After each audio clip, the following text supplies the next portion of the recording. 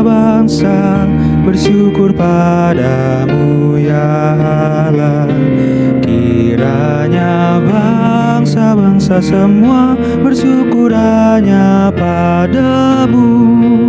Kiranya Allah mengasihani kita dan juga memberkati kita. Kiranya Tuhan menyinari kita, Dia sinari dengan wajah-Nya. Kiranya bangsa-bangsa bersyukur padamu ya Allah. Kiranya bangsa-bangsa semua bersyukur hanya padamu, supaya jalanmu dikenal ya Tuhan, jalanmu dikenal di bumi. Dan kiranya keselamatanmu dikenal di antara segala bangsa-bangsa. Kiranya bangsa-bangsa bersyukur padamu ya Allah. Kiranya bangsa-bangsa semua bersyukur hanya padamu. Kiranya suku-suku bangsa bersuka cita, mereka pun bersorak-sorai, karena Kau memerintah dengan adil. Kau tuntun setiap bangsa-bangsa. Kiranya bangsa-bangsa bersyukur padamu ya Allah. Kiranya bangsa-bangsa semua bersyukur hanya padamu. Dan tanah pun memberi hasilnya, ya Allah memberkati kita. Segala ujung bumi takut akan Dia, Allah kita memberkati kita. Kiranya bangsa-bangsa bersyukur padamu ya Allah. Kiranya bangsa-bangsa semua bersyukur hanya padamu.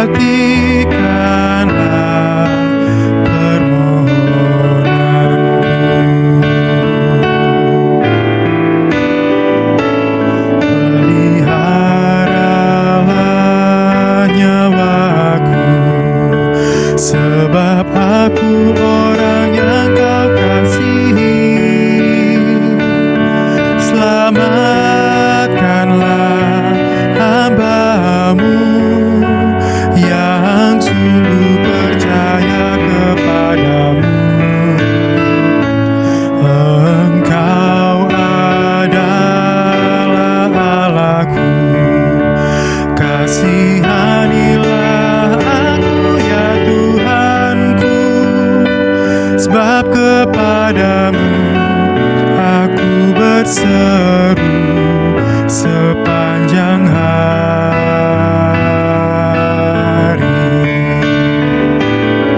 Sendengkanlah telingamu, ya Tuhan.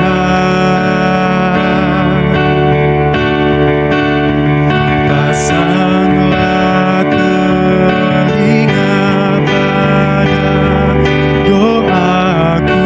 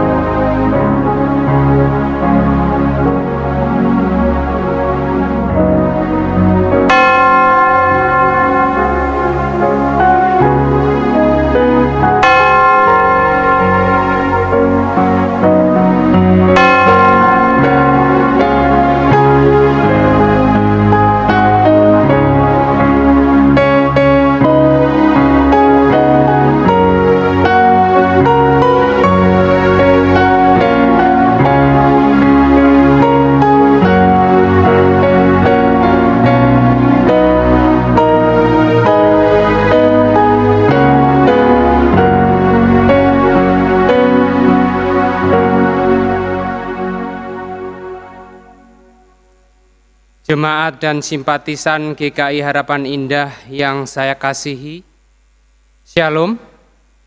Selamat bergabung di dalam kebaktian umum online Minggu tanggal 30 Agustus 2020. Marilah kita mengarahkan hati kita kepada Tuhan. Kita memasuki ibadah ini dengan memuji Allah yang Maha Besar, yang telah melenyapkan kabut dosa dan derita kita menjadi sumber sukacita yang abadi. Marilah kita mengangkat pujian dari Kidung Jemaat 3, bait 1 dan 3. Kami puji dengan riang.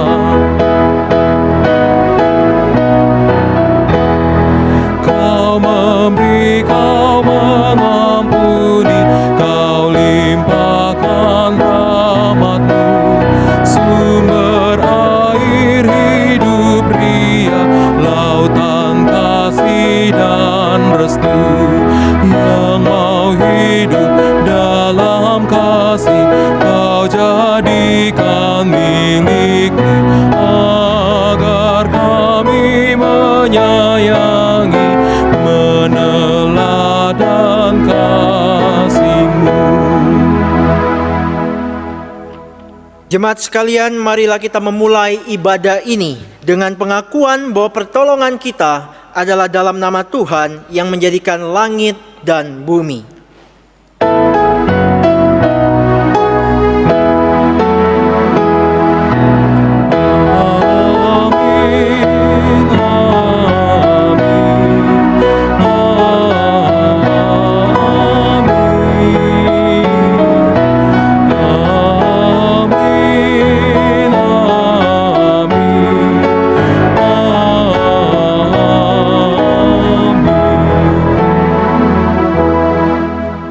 Tuhan beserta saudara.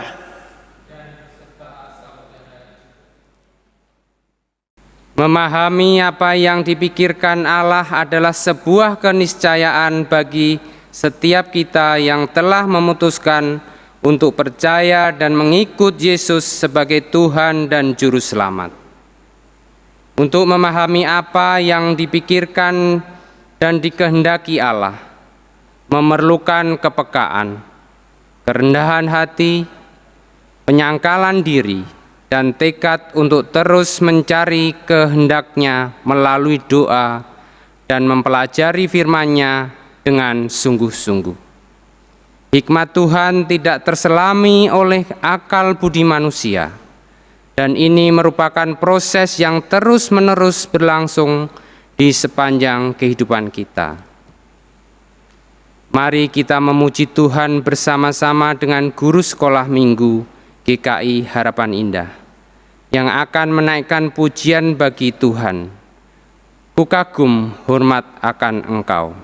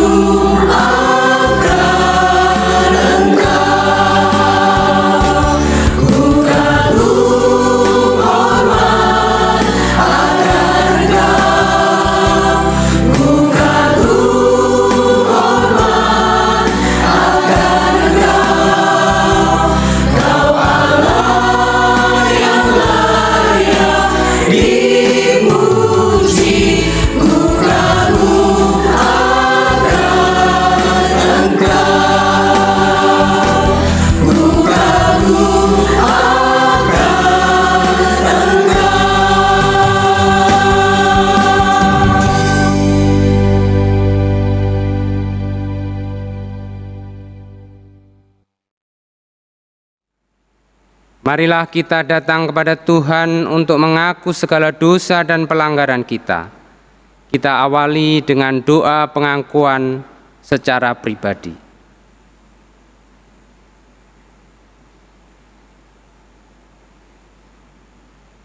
Bapa yang penuh kasih, dengan kerendahan hati kami datang kepadamu, memohon pengampunan atas salah dan dosa kami.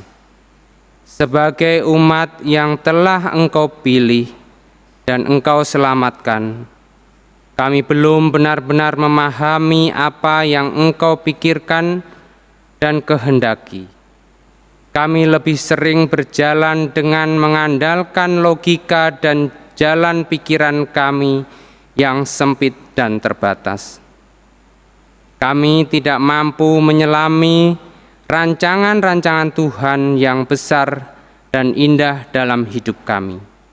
Sebaliknya, dengan cepat kami mengeluh dan bersungut-sungut ketika segala sesuatu berjalan tidak sesuai dengan apa yang kami kehendaki.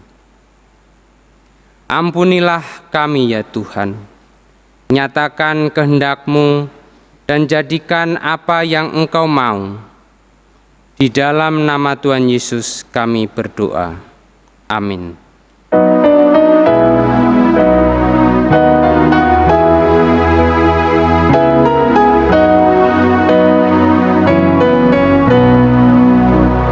Jadilah Tuhan kehendak-Mu, Kaulah penjunan ku tanahnya.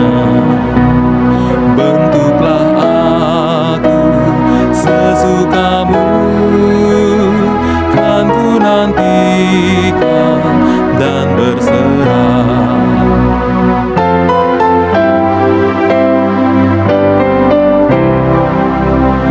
Jadilah Tuhan kehendak-Mu, tiliklah aku dan ujilah. Sucikan hati pikiranku, dan di depan-Mu ku menyembah. Bagi jemaat sekalian yang telah mengakui dosa dengan hati yang sungguh di hadapan Tuhan, dengarkanlah berita anugerah yang diambil dari Mika pasal 7 ayat 18 sampai dengan yang ke-19. Siapakah Allah seperti Engkau yang mengampuni dosa dan yang memaafkan pelanggaran dari sisa-sisa miliknya sendiri, yang tidak bertahan dalam murkanya untuk seterusnya, melainkan berkenan kepada kasih setia? Biarlah Ia kembali menyayangi kita, menghapuskan kesalahan-kesalahan kita, dan melemparkan segala dosa kita ke dalam tubir-tubir laut. Demikianlah berita anugerah dari Tuhan. Syukur kepada Allah. Damai Kristus bagimu. Damai Kristus bagimu juga.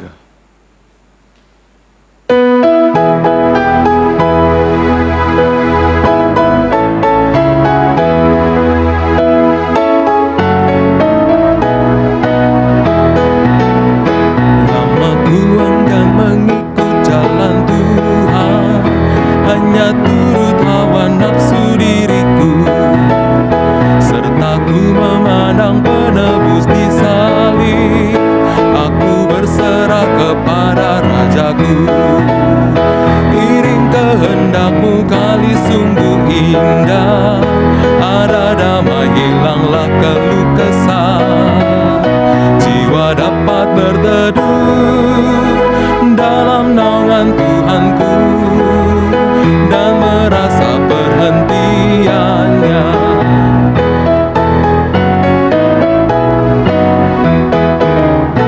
Iring kehendak-Mu kali sungguh indah, kenikmatannya tak ada taranya.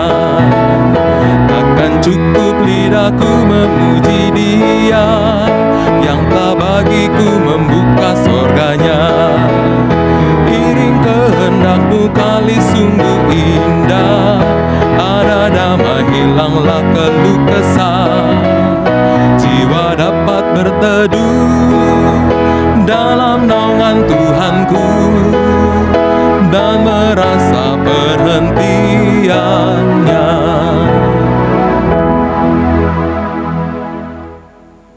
Persembahan musik virtual Ensemble Sangkakala.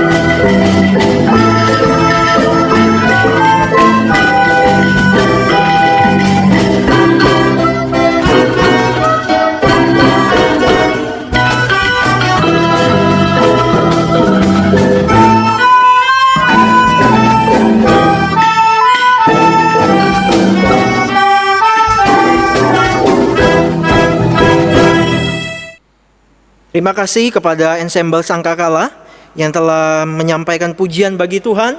Kiranya Tuhan terus memimpin dan memberkati teman-teman sekalian. Mari kita akan bersama-sama, sebelum kita mendengarkan firman Tuhan, kita tundukkan kepala, kita berdoa. Tuhan, tiba saatnya kami akan bersama-sama merenungkan firman Tuhan. Biarlah Roh Kudus boleh memberikan kami pengertian, memberikan kami kemampuan untuk memahami firman Tuhan yang akan kami dengarkan.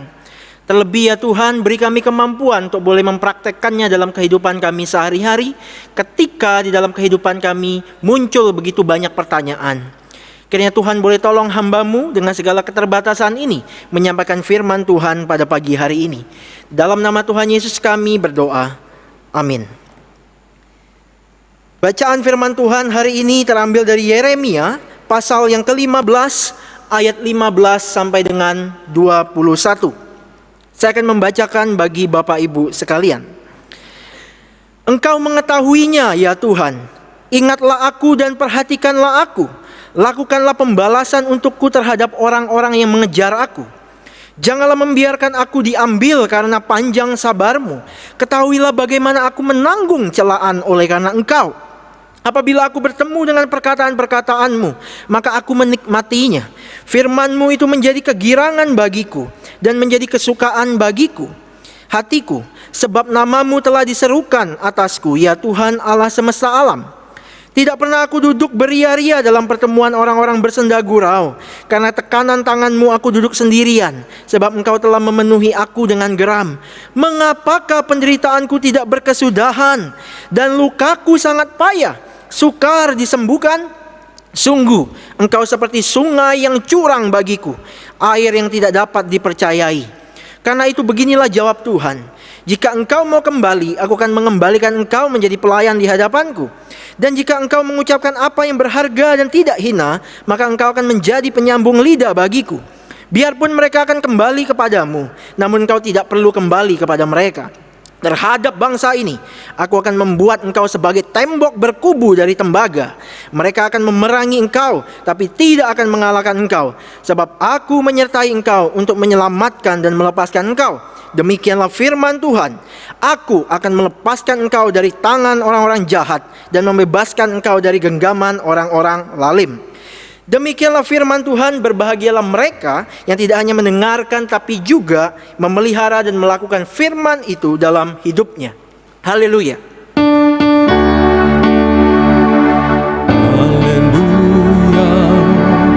haleluya, haleluya.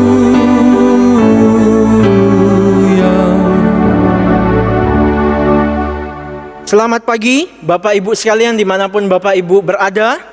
Pada pagi hari ini kita akan bersama-sama belajar sebuah tema, memahami yang dipikirkan Allah. Nah Bapak Ibu sekalian, saya sengaja menambahkan tanda tanya di tema ini. Dan kalau bisa dibaca kembali, memahami yang dipikirkan Allah. Nah Bapak Ibu, kenapa saya sengaja menambahkan tanda tanya di tema ini? Karena saya rasa tema ini menjadi pergumulan bagi setiap kita di sepanjang waktu. Dan tema ini menggiring kita kepada pertanyaan berikutnya, yaitu apakah kita sungguh mampu memahami apa yang dipikirkan Allah ketika kehidupan yang kita jalani tidak seperti yang kita ingini atau harapkan. Bukankah Bapak Ibu sekalian banyak orang Kristen yang akhirnya justru menjauh dari Tuhan karena mereka tidak mampu menjawab pertanyaan ini? Bapak Ibu sekalian, saya mengajak kita berimajinasi sejenak. Coba bayangkan jikalau suatu ketika ada seorang sahabat Kristen Anda datang kepada Anda, kemudian mulai bercerita tentang kehidupannya. Kita tahu sahabat kita ini orangnya baik, rajin pelayanan, hidupnya saleh, hidupnya nggak neko-neko, atau hidupnya nggak pernah macam-macam. Dan dia mulai curhat kepada Anda. Dia ngomong seperti ini, saya ini sudah percaya Yesus dari kecil. Hidup saya nggak macam-macam. Saya saat teduh, saya kerja dengan benar. Bahkan saya melayani Tuhan dengan aktif di gereja sejak saya masih muda. Dan ketika saya dewasa, saya juga terlibat di dalam kemajelisan, melayani Tuhan di dalam kehidupan saya. Tetapi kenapa ya, saya kok merasa Tuhan gak adil kepada saya? Sejak dulu hidup saya rasanya kok susah melulu. Banyak masalah dan banyak pergumulan hidup. Saya kerja benar, tetapi kok gak sukses-sukses amat. Malahan sekarang saya terancam di PHK. Di tengah kesibukan, saya memberi waktu untuk melayani Tuhan. Tapi kok masalah dalam kehidupan saya bertubi-tubi datang, seperti tidak ada habis-habisnya. Belum lagi saya berharap bisa menikmati hidup bersama orang yang saya kasihi dan cintai. Tapi saya justru kehilangan mereka karena mereka lebih dahulu meninggalkan saya. Dan hari ini saya berjuang sendiri. Ketika saya melihat teman-teman saya yang tidak hidup seperti saya, atau ketika saya melihat teman-teman saya yang bukan Kristen, mereka kok kelihatan suksesnya lebih cepat, hidupnya happy, bisa jalan ke luar negeri sesuka mereka, keluarganya bahagia. Lah saya hidup penuh penderitaan dan pergumulan. Kira-kira seperti itu Bapak Ibu sekalian curhatan dari sahabat kita. Dan pertanyaan saya Bapak Ibu sekalian, kalau kita menemukan kisah atau curhatan seperti ini, kira-kira apa yang menjadi jawab kita terhadap sahabat kita itu? Apa yang menjadi jawaban kita kepada rekan kita yang sedang curhat dengan kita itu? Bapak Ibu sekalian, bukankah harus kita akui bahwa tidak mudah berespon atau memberi jawab terhadap pertanyaan atau hal yang demikian? Ibaratnya Bapak Ibu sekalian, seorang Ayub datang kepada kita dan menceritakan kehidupannya kepada kita, betapa dia sudah menjaga kehidupan dan relasinya dengan Tuhan dengan baik. Tetapi toh malapetaka tetap datang menghampirinya, bahkan merenggut harta serta orang yang dikasihinya secara seketika. Harus kita akui Bapak Ibu sekalian, bahwa tidak mudah memberi jawaban. Dan harus kita akui juga bahwa bisa jadi kita memang tidak bisa menjawabnya. Nah Bapak Ibu yang terkasih dalam Tuhan, sampai sejauh ini saya ingin memberikan sebuah pernyataan. Dalam kaitannya dengan perjalanan kehidupan kita berdampingan dengan Allah, Bapak Ibu, dalam perjalanan kita berdampingan dengan Tuhan, harus diakui bahwa antara misteri dan misery itu juga berjalan berdampingan. Dan Bapak Ibu sekalian, di dalam penyebutan bahasa Inggris antara misteri dan misery itu hampir sama Bapak Ibu sekalian. Di dalam perjalanan kehidupan kita bersama Tuhan, misteri dan misery atau kesengsaraan itu juga berjalan berdampingan. Ada ruang misteri di mana memang Tuhan yang tak terbatas itu belum mengungkapkannya atau tidak akan mengungkapkannya kepada kita mengenai berbagai macam hal yang terjadi dalam kehidupan ini. Dan bukan berarti Bapak Ibu sekalian, ketika kita menjadi anak-anak Tuhan, kita akan lepas dari yang namanya misery atau penderitaan atau kesengsaraan. Seorang penulis Kristen yang cukup reflektif bernama Philip Yancey, di dalam bukunya Bapak Ibu sekalian pernah menyatakan sebuah kalimat. Mungkin Allah tidak selalu memberitahu kita tentang segala sesuatu dengan spesifik setiap kali kita merasa sakit atau menderita. Kesakitan dan penderitaan adalah bagian dan paket dari planet kita. Dan orang-orang Kristen tidak bebas dari semua itu. Jadi Bapak Ibu sekalian, misteri dan misery adalah bagian dalam hidup manusia. Tetapi Bapak Ibu sekalian, bukankah kita harus dituntut untuk memberikan respon terhadap semua kejadian dalam kehidupan ini? Sebagai anak-anak Tuhan Bapak Ibu sekalian, seharusnya kita tetap berdiri di dalam iman dan pengharapan kita. Dan kita tetap bisa terus memberikan respon terhadap segala hal yang buruk ketika itu terjadi dalam hidup kita. Respon kita itu apa Bapak Ibu sekalian sebagai orang percaya? Yaitu God is good all the time, and all the time God is good. Tuhan itu baik sepanjang waktu, dan di sepanjang segala waktu Tuhan itu tetap baik. Meskipun terkadang Bapak Ibu sekalian apa yang terjadi dalam kehidupan kita tidak seperti yang kita harapkan. Tapi bukankah itulah yang namanya iman? Iman adalah tetap percaya bahwa Allah turut bekerja dalam segala sesuatu, atau Allah turut bekerja baik dalam ruang misteri maupun ruang misteri kehidupan ini untuk mendatangkan kebaikan di dalam kehidupan kita. Iman adalah percaya bahwa di tengah-tengah misteri dan misteri kehidupan tetap ada yang namanya mercy. Bapak Ibu sekalian, di tengah-tengah misteri dan misery kehidupan kita tetap ada yang namanya mercy atau belas kasihan Allah di dalam kehidupannya. Belas kasihan Allah itulah yang menggerakkan pikiran dan hati Allah untuk menjaga, mengasihi, melindungi, memelihara dan memberikan yang terbaik kepada anak-anaknya. Ternyata Bapak Ibu sekalian, pergumulan yang saya sampaikan di atas itu pernah hinggap dan dialami oleh seorang nabi bernama Yeremia.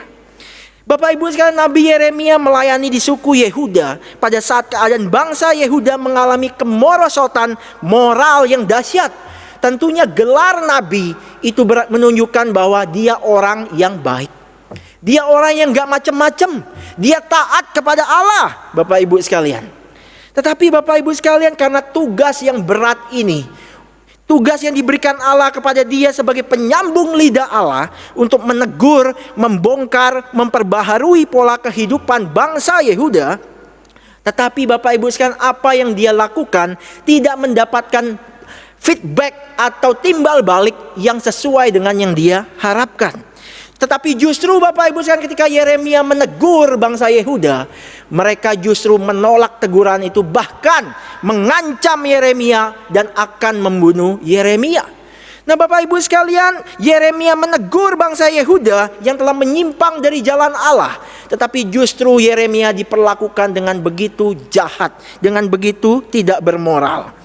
Bukan, ketika saya merenungkan ini hampir sama Bapak Ibu sekalian dengan kondisi moral manusia zaman sekarang. Ketika ditegur, diperingati, yang jelas-jelas dia sudah melakukan kesalahan, tetapi bukan berubah baik, tetapi dia menjadi tambah garang dan merasa diri paling benar. Kondisi moral manusia hari ini itu tidak jauh berbeda dengan kondisi moral ketika Yeremia menegur bangsa Yehuda. Kondisi yang demikian membawa Yeremia sampai pada satu titik di dalam kehidupannya merasakan bahwa Allah sepertinya tidak fair, tidak adil di dalam hidupnya Bapak Ibu sekalian. Dia sudah melakukan sesuatu yang baik, dia sudah berjuang untuk Tuhan, dia sudah berjuang menegur bangsa Yehuda. Tetapi kenapa seolah-olah Allah tidak bekerja? Allah justru tidak menjawab. Ketika dia mengerang dan menjerit, Allah sepertinya diam dan membisu. Suatu pernyataan dan ekspresi yang begitu jujur dari Yeremia nyata di dalam ayat 18 yang menyatakan demikian. Mengapakah penderitaanku tidak berkesudahan dan lukaku sangat payah sukar disembuhkan? Sungguh engkau seperti sungai yang curang bagiku, air yang tidak dapat dipercayai. Pada satu titik kehidupan Yeremia, dia mengatakan, Tuhan, engkau enggak fair. Tuhan, engkau enggak adil. Aku menderita, orang-orang jahat ditegur tapi mereka tidak bertobat. Tapi kenapa sekarang aku yang harus menerima segala kepahitan ini? Bapak Ibu sekalian, sekali lagi Yeremia adalah orang yang baik. Nah Bapak Ibu yang kasih dalam Tuhan, muncul pertanyaan di dalam pikiran Yeremia. Mengapa, dan mengapa? Maunya Tuhan itu apa? Nah Bapak Ibu sekalian, pertanyaan Yeremia ini nampaknya ada kemiripan dengan pergumulan seorang rabi Yahudi bernama Harold Kusher, yang pernah menuliskan sebuah buku, judulnya sangat menarik Bapak Ibu sekalian, When Bad Things Happen to Good People. Ketika sesuatu yang buruk terjadi kepada orang-orang yang baik. Nah Bapak Ibu sekalian, kalau seandainya judul ini dirubah, ketika when bad things happen to bad people, ketika sesuatu yang buruk terjadi kepada orang-orang yang buruk, saya pikir kalau judulnya demikian, buku itu nggak akan laku. Karena apa? Karena kalau judulnya ketika sesuatu yang buruk terjadi kepada orang yang jahat, maka kita akan berkata sudah sepatutnya dan selayaknya sesuatu yang buruk terjadi kepada orang jahat. Tetapi buku ini menjadi menarik ketika judulnya diberikan sesuatu yang buruk terjadi kepada orang yang baik. Nah Bapak Ibu sekalian, sebenarnya buku ini adalah pengalaman pribadi dari Harold Kusher. Sebagai seorang rabi Bapak Ibu sekalian, dia mengikuti segala perintah yang diberikan oleh Tuhan. Dia mengikuti apa yang diberitakan di dalam Alkitab. Tapi Bapak Ibu sekalian, dia harus menghadapi sebuah kenyataan hidup bahwa anaknya sejak lahir Bapak Ibu sekalian mendapatkan penyakit genetik yang tidak dapat disembuhkan, yang akhirnya anak itu meninggal dunia di umur 13 atau 14 tahun. Sebagai seorang rabi Bapak Ibu sekalian, muncul pertanyaan di dalam diri orang baik ini. Kenapa saya sudah baik? Hidup saya jalani sesuai dengan apa yang Tuhan mau, tapi masih ada hal-hal buruk yang terjadi dan menimpa saya. Nah Bapak Ibu sekalian, meskipun ada beberapa pandangan yang kurang pas dengan saya, tetapi ada poin penting yang disampaikan oleh Kusher, bahwa di bab terakhirnya dia menyatakan kalimat demikian. Kalau kita ingin mendapatkan jawaban yang benar-benar pasti dan memuaskan akal untuk pertanyaan mengapa hal-hal buruk terjadi pada orang-orang baik, maka kemungkinan tidak ada jawaban yang memuaskan.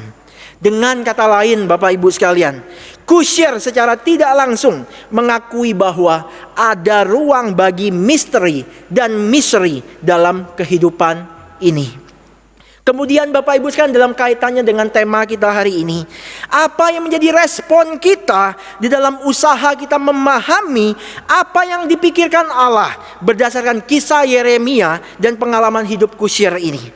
Yang pertama Bapak Ibu sekalian, respon kita dalam kita memahami apa yang dipikirkan oleh Allah, yaitu bahwa memahami yang dipikirkan Allah sebuah proses terus menerus. Jangan pernah kita berpikir bahwa kita akan mampu dan bisa memahami apa yang dipikirkan Allah secara sempurna dan detail. Kalau kita mampu menyelami semua pemikiran Allah dan seluruh rencananya, Bapak Ibu sekalian, maka saat itu juga Allah berhenti menjadi Allah. Allah tidak bisa diperintah oleh kita. Proses memahami pemikiran Allah dalam kehidupan orang beriman adalah sebuah perjalanan iman yang panjang, Bapak Ibu sekalian. Bahkan mungkin seumur hidup, di mana misteri dan misteri itu juga akan berjalan berdampingan. Sebagaimana pewahyuan Alkitab atau firman Allah dari perjanjian lama sampai perjanjian baru, itu butuh sebuah proses sampai kepada hari ini. Demikian juga memahami apa yang dipikirkan oleh Allah, itu memerlukan waktu dan proses. Bahkan mungkin selama di dunia kita tidak akan mendapatkan jawaban yang kita inginkan. Karena Bapak Ibu sekalian, mungkin jawaban itu baru tersedia ketika kita berjumpa dengan Tuhan muka dengan muka. Bukankah kehidupan para nabi di perjanjian lama, bahkan para rasul di perjanjian baru, juga penuh dengan misteri dan misteri di dalam kehidupan mereka. Dan semua dari mereka membutuhkan proses dalam kehidupan mereka untuk menemukan apa yang dipikirkan oleh Allah. Bahkan tidak jarang dari mereka yang tidak mendapatkan jawaban dari apa yang mereka inginkan. Bahkan dari mereka justru tidak mendapatkan apa yang menjadi penantian mereka selama ini. Oh Bapak Ibu sekalian, ada kalanya mungkin Allah akan menyatakannya kepada kita. Ada kalanya Bapak Ibu sekalian, mungkin kita akan mendapatkan jawaban dari Tuhan. Tetapi bukankah ada kalanya juga Allah tidak menyatakannya kepada kita. Semuanya murni di dalam kedaulatan Allah. Nah Bapak Ibu sekalian, baik Allah menyatakannya atau tidak, sekali lagi seperti yang saya katakan bahwa tetap ada yang namanya belas kasihan Allah yang menyertai kita. Mata jasmani kita tidak hanya mampu melihat sepersekian meter saja di tengah gelapnya kehidupan ini. Tetapi mata iman kita dan belas kasihan Allah itu yang akan membawa kita menembus kegelapan itu. Sama halnya dengan Yeremia, Bapak Ibu sekalian. Butuh waktu dan proses dalam hidupnya untuk mengerti apa yang sebenarnya Allah inginkan di tengah-tengah segala misteri dan misteri yang dihadapi. Ada yang di depan matanya, apa yang di depan matanya tidak terjadi seperti yang dia harapkan. Semua itu butuh proses, Bapak Ibu sekalian. Dan di dalam proses itu, apa yang pernah diucapkan oleh Yeremia di dalam ayat 18 tadi, pada satu titik dalam proses kehidupannya, dia merenungkan segala sesuatu ini. Dan terjadi sebuah perubahan perspektif. Dia menuliskan kitab Ratapan pasal 3 ayat 22 sampai 23. Jikalau di Yeremia 15:18 dia berkata, "Mengapakah penderitaanku tidak berkesudahan?" Tetapi ketika dalam proses Tuhan memproses hidupnya, di Ratapan 3 ayat 22, justru dia mengatakan, "Tidak berkesudahan kasih setia Tuhan." Beberapa terjemahan dalam bahasa Inggris, Bapak Ibu sekalian, menggunakan kata mercy di dalam mengartikan kata kasih setia. Nah Bapak Ibu sekalian, terjadi sebuah perubahan paradigma cara pandang ketika Yeremia menghadapi penderitaan, ketika dia meratap tentang kehidupannya. Sebelumnya dia mengatakan, "Kenapa penderitaanku tidak berkesudahan?" Tapi dalam ratapan dia berkata, "Tidak berkesudahan kasih setia Tuhan." Di tengah-tengah Yeremia meratap dan dirundung duka, ia justru mampu berkata, "Tak berkesudahan kasih setia Tuhan." Saat ini mungkin hidup kita sedang penuh masalah, dan kita mencoba untuk terus memahami apa yang Tuhan inginkan. Dan sampai sekarang mungkin kita belum atau tidak akan menemukan jawabannya. tanpa mengurangi rasa empati saya terhadap jemaat sekalian yang mungkin baru mengalami kedukaan. Mungkin pertanyaan ini muncul dalam pikiran kita hari ini. Mengapa Tuhan ambil orang yang saya kasihi di momen yang seperti ini? Anak-anakku masih kecil Tuhan, ekonomiku lagi sulit dan sebagainya. Tanpa mengurangi rasa empati saya terhadap jemaat yang sedang berbaring lemah karena sakit. Mungkin kita sering bertanya kepada Tuhan, mengapa Tuhan izinkan saya sakit terbaring?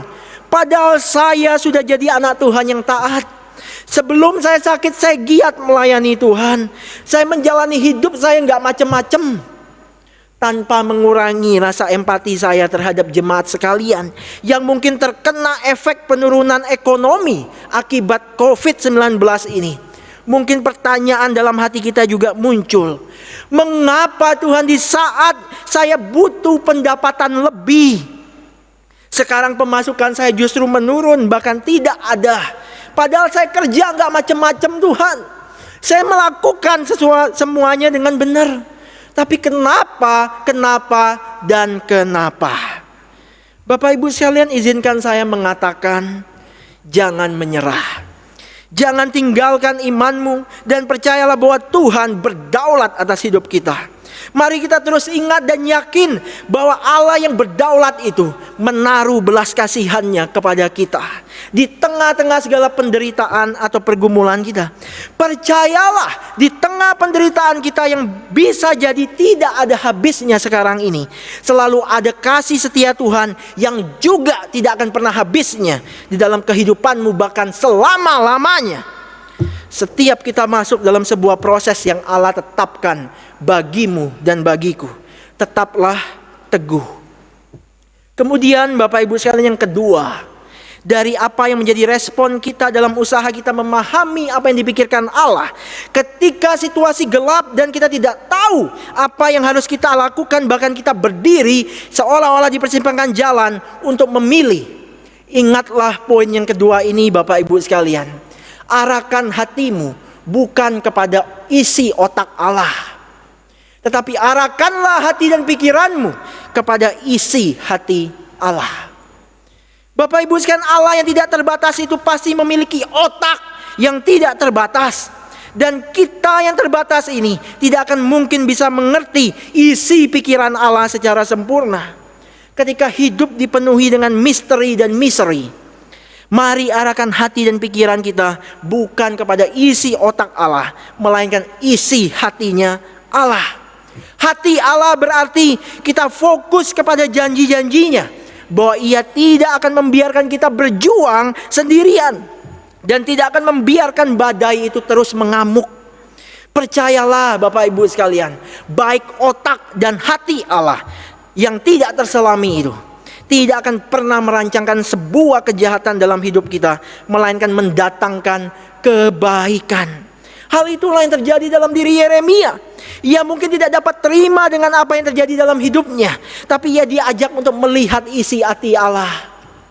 Semua yang terjadi bukan membuat hidupnya hancur, melainkan membuat dirinya menjadi kuat seperti tembok berkubu yang terbuat dari tembaga di ayat yang ke-20. Hati Allah adalah hati seorang bapa yang baik, yang selalu peduli dan mengerti atas segala yang terjadi dan tidak pernah meninggalkan anak-anaknya. Ayat yang ke-20, Tuhan berkata kepada Yeremia, terhadap bangsa ini aku akan membuat engkau sebagai tembok berkubu dari tembaga. Mereka akan memerangi engkau, tapi tidak akan pernah mengalahkan engkau, sebab aku menyertai engkau untuk menyelamatkan dan melepaskan engkau. Yeremia diajak untuk melihat hati Allah, janji-janji Allah di tengah-tengah pergumulannya. Dan Allah mau mengubah hati Yeremia seperti hati Allah. Allah mau mengajak Yeremia untuk melihat isi hati Allah, bahwa Allah tidak pernah merancangkan sesuatu yang jahat di dalam kehidupannya. Bapak Ibu sekalian, sadarkah kita bahwa terkadang hal inilah yang ingin Allah kerjakan dalam hidup kita di tengah-tengah segala misteri dan misery dalam hidup ini? Yaitu Ia mau mengajak kita fokus kepada hatinya ketika segala sesuatu terasa gelap. Dan dia ingin mengajak kita untuk melihat dia secara lebih dekat. Merasakan dia sebagai seorang bapa yang baik, yang menggendong, yang memelihara, yang memperhatikan kita. Seperti sebuah kalimat ini, terkadang Tuhan tidak mengubah situasi kehidupan kita, meskipun dia bisa dan mampu. Karena dia sedang mencoba untuk mengubah hatimu dan hatiku. Allah bisa saja mengubah kondisi kita, Bapak Ibu sekalian. Dia bisa saja intervensi.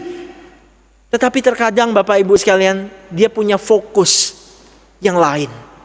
Yaitu dia ingin membentuk hati kita, membentuk hidup kita, dan mengubah hati kita menjadi seperti hatinya. Bapak Ibu sekalian, percayalah, Ia yang pegang kendali, dan hati Allah tidak akan menyimpan hal-hal yang jahat, melainkan Dia akan menyertai kita dalam kehidupan kita. Bapak Ibu sekalian, seorang pelayan Tuhan, pendeta dari sebuah gereja di Atlanta, bernama Ike Rickards, Bapak Ibu sekalian ya, Ike Rickards menikah dengan seorang wanita yang luar biasa bernama Robin. Mereka sangat mendambakan kehadiran seorang anak dalam rumah tangga mereka. Akhirnya Robin pun mengandung, Bapak Ibu sekalian. Tapi Bapak Ibu sekalian, pada hari bahagia ketika Robin akan melahirkan, sesuatu yang buruk terjadi kepada diri Robin. Dia tiba-tiba mengalami serangan jantung yang mengakibatkan tidak hanya nyawanya yang melayang, tetapi juga bayi di dalam kandungannya juga meninggal dunia. Sontak Bapak Ibu sekalian, ini membuat suami dari Robin yang bernama Ike tadi mengalami depresi yang sangat dalam. Bertanya kepada Tuhan, saya seorang pelayan Tuhan, saya memberitakan Injil bagi Tuhan, saya hidup gak macem-macem, saya memberi diri bagi Tuhan. Tetapi kenapa semua ini Tuhan izinkan terjadi? Dia dirundung duka cita yang sangat dalam, Bapak Ibu sekalian. Nah Bapak Ibu sekalian, di waktu yang lain, sahabat dari Ike ini bernama Eddie Caswell dan juga Baby Mason itu mencoba untuk menghibur, memberikan dukungan kepada Ike yang mengalami kedukaan itu, dengan memberikan sebuah pujian atau lagu yang berisikan kata-kata penguatan untuk Ike. Ada sebuah lirik dari lagu itu yang diambil dari kata-kata seorang pengkhotbah abad 19 bernama Charles Haddon Spurgeon, yang setidaknya menjadi klimaks dari lagu tersebut untuk menguatkan Ike yang sedang berduka tadi. Kalimat dari Charles Spurgeon itu, Bapak Ibu sekalian, mengatakan bahwa God is too good to be unkind. God is too wise to be mistaken. And when you cannot trace His hand, you must trust His heart. Allah itu terlalu baik untuk menjadi jahat. Allah itu terlalu bijak untuk melakukan kesalahan. Dan ketika kamu tidak menemukan tangannya, kamu harus percaya dan tetap percaya kepada hatinya. Bapak Ibu sekalian, pujian lagu ini tidak hanya menguatkan Ike Rickards pada waktu itu, tapi juga pujian ini telah menjadi berkat, menguatkan banyak orang-orang Kristen yang sedang diterpa badai, krisis, penderitaan di tengah-tengah misteri dan misery dalam kehidupan mereka. Pujian ini mengajak kita untuk melihat bahwa tetap ada mercy, belas kasihan Allah di tengah-tengah misteri dan misery kehidupan kita. Mari kita dengarkan lagu ini, Bapak Ibu sekalian.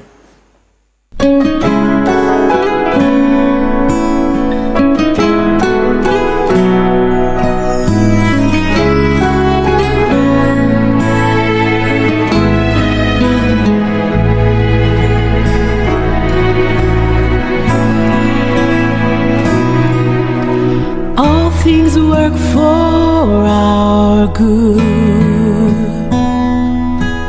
though sometimes we don't see how they could. Struggles that break our hearts in two sometimes blind us to the truth. Our Father knows what's best for us. His ways are not our own. So when your pathway grows dim and you just don't see him, remember you're never alone.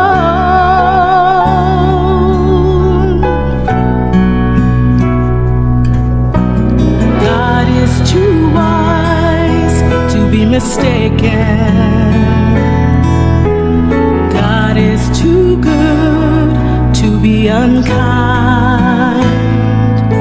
So when you don't understand, when you don't see his plan, when you can't trace his hand, trust his heart.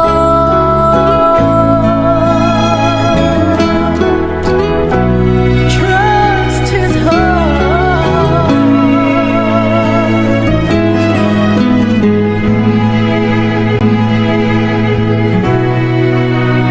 He sees the master plan, and he holds our future in his hand. So don't live as those who have no hope.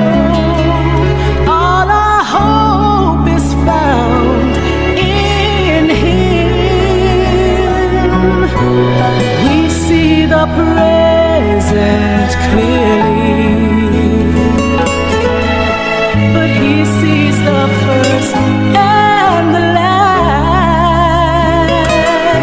And like a tapestry, he's weaving you and me to someday be just like him. Oh, God is too wise to be mistaken.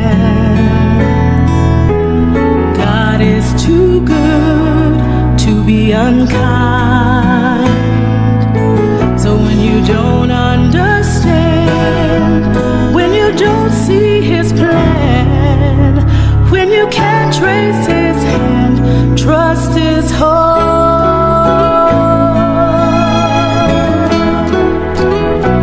Trust his heart.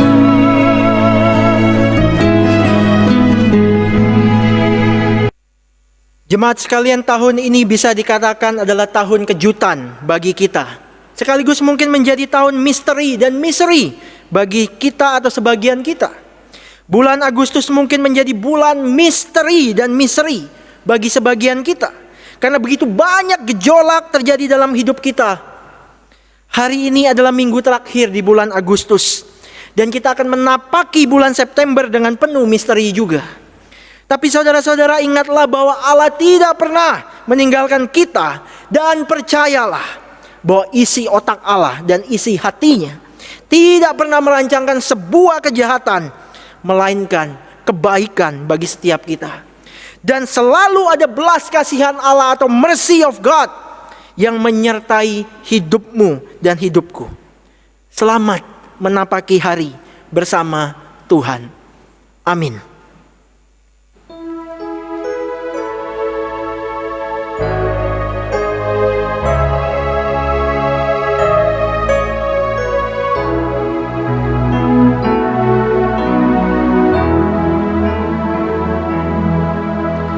Saat ku tak melihat jalanmu, saat ku tak mengerti rencanamu, namun tetap ku pegang janjimu. Pengharapanku hanya padamu. Hatiku percaya,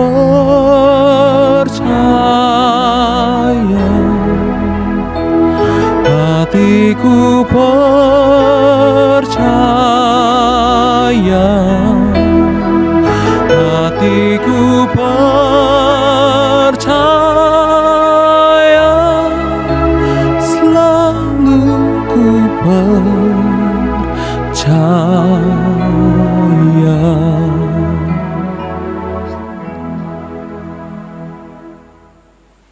Mari kita bangkit berdiri. Marilah kita bersama dengan umat Allah di masa lalu, masa kini, dan masa depan, mengingat pengakuan pada baptisan menurut pengakuan iman rasuli yang berbunyi demikian. Aku percaya kepada Allah, Bapa yang Maha Kuasa, Khalik langit dan bumi, dan kepada Yesus Kristus anaknya yang tunggal Tuhan kita, yang dikandung dari Roh Kudus, lahir dari anak darah Maria, yang menderita sengsara di bawah pemerintahan Pontius Pilatus, disalibkan, mati dan dikuburkan, turun dalam kerajaan maut. Pada hari yang ketiga bangkit pula dari antara orang mati, naik ke surga, duduk di sebelah kanan Allah, Bapa yang Maha Kuasa. Dan dari sana ia akan datang untuk menghakimi orang yang hidup dan yang mati. Aku percaya kepada Roh Kudus, Gereja Kudus dan Am, persekutuan orang kudus, pengampunan dosa, kebangkitan orang mati, dan hidup yang kekal. Amin. Kami persilakan duduk kembali. Mari Bapak Ibu sekalian, kita akan bersama-sama menaikkan pokok doa syafaat kita pada pagi hari ini. Tuhan, terima kasih untuk kesempatan kami boleh bersama-sama beribadah pada pagi hari ini dan mendengarkan firman Tuhan. Biarlah ya Tuhan, firman Tuhan yang telah diberitakan boleh menjadi kekuatan, boleh menjadi pengharapan, bahkan pembaharuan hidup dalam kehidupan kami. Di tengah-tengah misteri dan misery kehidupan kami, tetap ada belas kasihan Allah yang menyertai kehidupan kami. Beri kami kekuatan Tuhan, berikan kami ketangguhan di dalam iman kami, sehingga perjalanan sesulit apapun yang hari ini sedang kami jalani, kami tetap mampu melewatinya selangkah demi selangkah bersama dengan Tuhan. Karena kami tahu Engkau tidak pernah merancangkan kejahatan, Engkau tidak merancangkan sesuatu yang jahat, tapi semuanya ya Tuhan untuk kebaikan bagi setiap kami.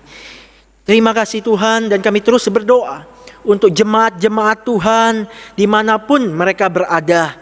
Mereka yang sedang sakit, mereka yang sedang bergumul dengan kondisi rumah tangga mereka, mereka yang sedang bergumul dengan kondisi keuangan mereka, mereka yang sedang bergumul dengan masa depan mereka, ketakutan-ketakutan dalam kehidupan mereka. Kiranya Tuhan boleh hadir Tuhan, menjamah kehidupan mereka satu persatu dan memberikan mereka kelegaan damai sejahtera-Mu, sehingga mereka terus melangkah di dalam takut akan Engkau. Tuhan, kami juga berdoa untuk gereja Tuhan di Indonesia, di seluruh dunia, yang hari ini juga terus berjuang untuk memberikan yang terbaik bagi jemaat-jemaat Tuhan di seluruh dunia. Bagi gereja-gereja Tuhan yang mengadakan kebaktian-kebaktian online, persekutuan-persekutuan online, PA-PA online, kiranya Tuhan juga boleh terus memakai gereja-gereja Tuhan yang ada, sehingga meskipun secara virtual, firman Tuhan boleh terus ditabur dan boleh berdampak hebat bagi setiap kehidupan jemaat Tuhan. Tuhan, kami juga terus berdoa menyerahkan untuk penanganan dari pandemi COVID-19 di Indonesia. Tuhan, kami memohon kiranya Tuhan boleh terus memberikan hikmat, kebijaksanaan bagi para pemimpin bangsa ini di dalam menyelesaikan setiap masalah yang ada, sehingga Indonesia boleh keluar dari masa-masa pandemi ini dengan baik. Tuhan, kami memohon pertolongan kepadamu, meminta belas kasihan-Mu ya Tuhan bagi negeri kami Indonesia ini. Terpujilah nama-Mu ya Tuhan. Inilah seru doa syafaat kami, dan kami akhiri doa syafaat kami ini dengan doa yang diajarkan Tuhan Yesus kepada setiap kami.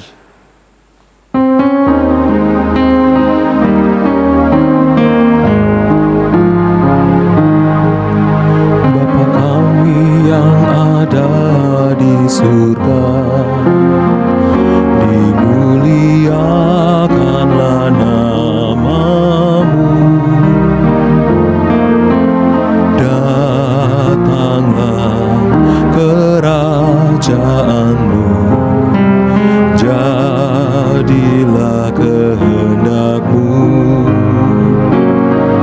di atas bumi seperti di dalam surga. Berilah hari ini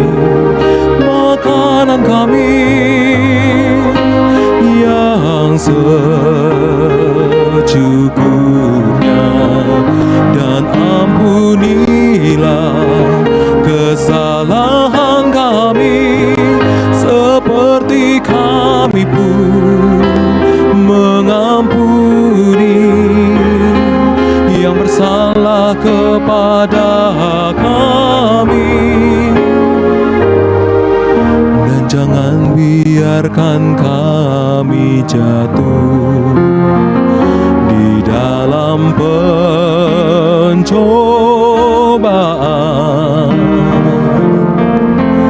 tetapi lepaskanlah kami dari yang jahat.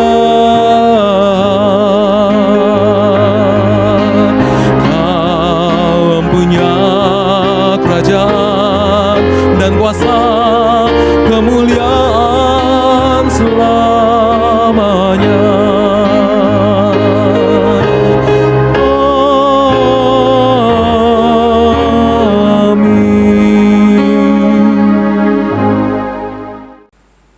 Sekarang kita diberikan kesempatan untuk menyatakan syukur kepada Tuhan dalam pengumpulan persembahan. Firman Tuhan yang menjadi dasar pengumpulan persembahan diambil dari Amsal 3 ayat 9 sampai dengan 10. Muliakanlah Tuhan dengan hartamu dan dengan hasil pertama dari segala penghasilanmu. Maka lumbung-lumbungmu akan diisi penuh sampai melimpah-limpah, dan bejana pemerahanmu akan meluap dengan air buah anggurnya. Bapak Ibu dapat menyampaikan persembahan dengan memasukkan ke dalam amplop persembahan dan menyerahkan ke gereja pada kesempatan terdekat, atau melalui transfer nomor rekening BCA 521 033 5899 atas nama GKI Jabar Harapan Indah. Persembahan dapat juga disampaikan melalui aplikasi dompet elektronik seperti GoPay, OVO, Dana, Link Aja, ShopeePay dengan memindahi QR kode yang ada di layar ini. Marilah kita mengangkat pujian persembahan syukur ini dari Kidung Jemaat 298 bait 1 dan 3, selama bumi didiami.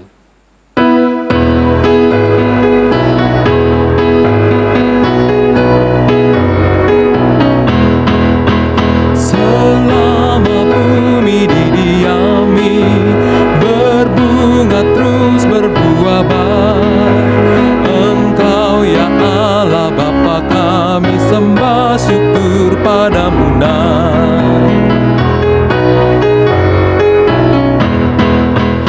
Burung di langit kau suapi, bunga di ladang berseri, tak usah kamu pun khawatir, seluruh hidup kau beri. Marilah kita berdoa syukur. Bapa yang Maha kami sembah, terima kasih atas segala penyertaan yang tak henti-hentinya Kau curahkan kepada kami. Kami menyadari ya Tuhan, bahwa kami dapat beribadah melalui online di tempat ini bukan karena kuat dan hebat kami, melainkan semua ini atas penyertaan-Mu kepada kami semua. Ya Bapa, kami juga mengucap syukur atas firman yang telah Kau beri kepada kami melalui hamba-Mu. Kiranya apa yang telah kami dengar dapat merenungkan dalam kehidupan kami. Ya Tuhan, terimalah persembahan kami ini. Kiranya apa yang kami berikan dapat mempersembahkan tubuh kami, jiwa kami, bahkan materi yang telah Tuhan berikan kepada kami. Tuhan, kami juga berdoa untuk para majelis yang akan mengelola persembahan ini. Kiranya Tuhan berikan kemampuan seturut kehendak-Mu. Tuhan, inilah doa persembahan kami. Di dalam nama Tuhan Yesus kami berdoa, haleluya. Amin. Saudara-saudara sekalian, ibadah ini akan berakhir. Tetapi biarlah firman Tuhan yang telah diberitakan terus tinggal di dalam hidup kita, dan setiap kita diberi kemampuan untuk semakin mengenal Allah dan memahami apa yang dipikirkan Allah, sehingga hidup kita senantiasa berkenan dan memuliakan Tuhan.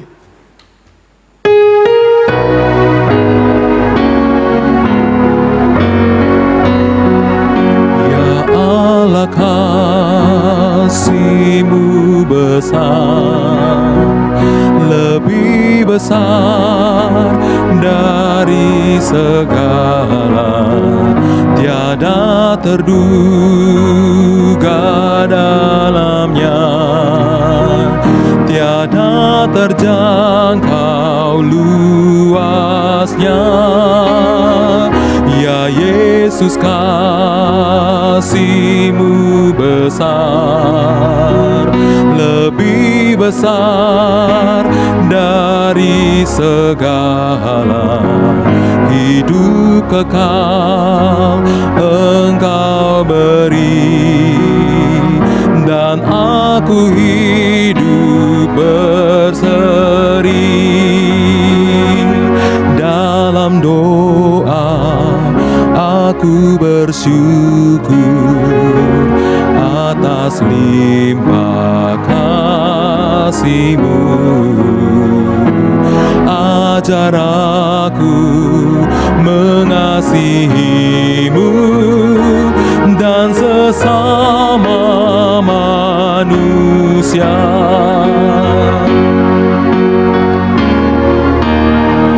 Ya aku kasih-Mu besar, lebih besar dari segala, tiada terduga dalamnya, tiada terjangkau luasnya.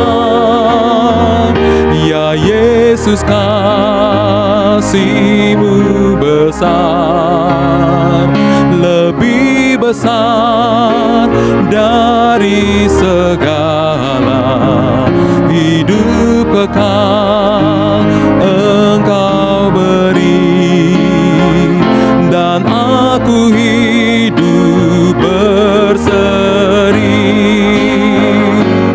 Dalam doa aku bersyukur atas limpah kasih-Mu.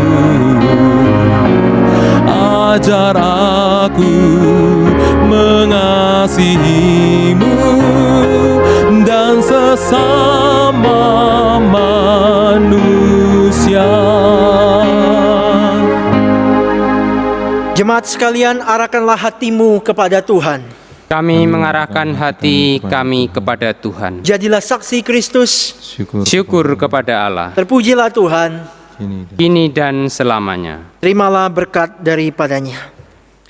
Tuhan memberkati engkau dan melindungi engkau. Tuhan menyinari engkau dengan wajah-Nya dan memberi engkau kasih karunia. Tuhan menghadapkan wajah-Nya kepadamu dan memberi engkau damai sejahtera. Haleluya. Amin.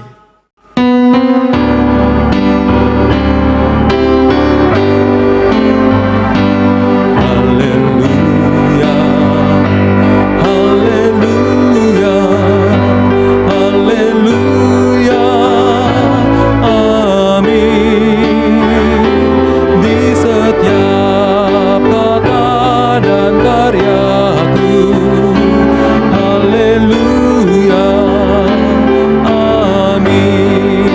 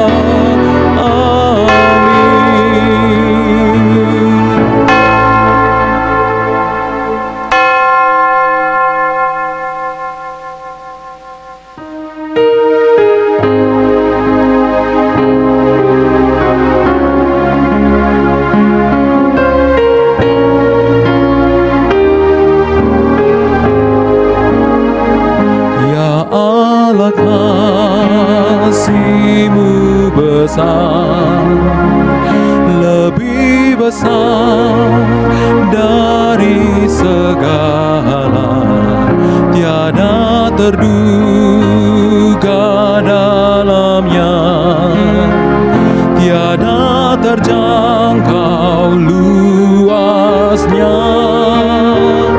Ya Yesus, kasih-Mu besar, lebih besar dari segala. Hidup kekal Engkau beri, dan aku hidup berseri. Dalam doa aku bersyukur atas limpah kasih-Mu. Ajar aku mengasihi